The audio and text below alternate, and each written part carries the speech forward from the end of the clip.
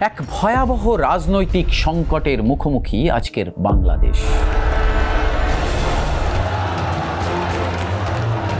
বাইরে থেকে সব ঠিকঠাক আছে দেখানো হলেও চরম অর্থনৈতিক সংকটের দিকে এগিয়ে চলেছে দেশ। প্রাক্তন প্রধানমন্ত্রী শেখ হাসিনার মৃত্যুদণ্ডের আদেশ ঘোষণার পর বাংলাদেশে আবারও উত্তেজনা ছড়াচ্ছে। Sheikh Hasina, we have decided to inflict her with only one sentence, that is sentence of death.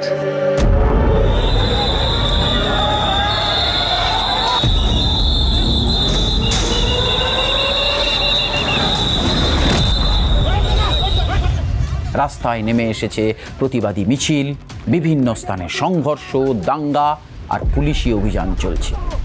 উত্তেজনা আক্রমণ সামলাতে দেখামাত্র গুলির নির্দেশ দিয়েছেন ইউনূস সরকার। ছাত্রদের মারমুখী আন্দোলন সামাল দিতে ঠিক হাসিনা সরকারকে যা করতে হয়েছিল আর তারই খেসারত দিতে হচ্ছে বা দিতে হয়েছে তাকে। এক গভীর ষড়যন্ত্রের জালে ক্রমশ জড়িয়ে পড়ছে বাংলাদেশ। ভাবার বিষয়, সেই জাল কে বা কারা বিছোচ্ছে।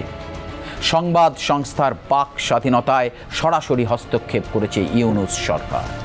হাসিনার পক্ষে কোনো খবর পরিবেশন করা যাবে না বলে নির্দেশ দেওয়া হয়েছে। দেশের বড় শহরগুলোতে অস্থিরতা এবং গ্রামীণ অঞ্চলে ভয়, গুজব ও বিভাজনের বাতাবরণ সৃষ্টি হয়েছে। গৃহযুদ্ধর আসন্ন বাংলাদেশে কট্টর মৌলবাদের বৃত্ত সম্পূর্ণ হলো 5 দশক পর। কেন বলছি এই কথা? মুজিব পরিবারকে বাংলাদেশ থেকে মুছে ফেলার চক্রান্ত করেছে কট্টরপন্থীরা বহুকাল ধরে।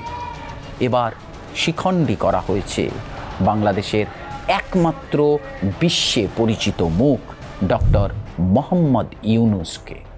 বা বলা মুশকিল গোটাটাই তাঁর তৈরি করা ছক কিনা।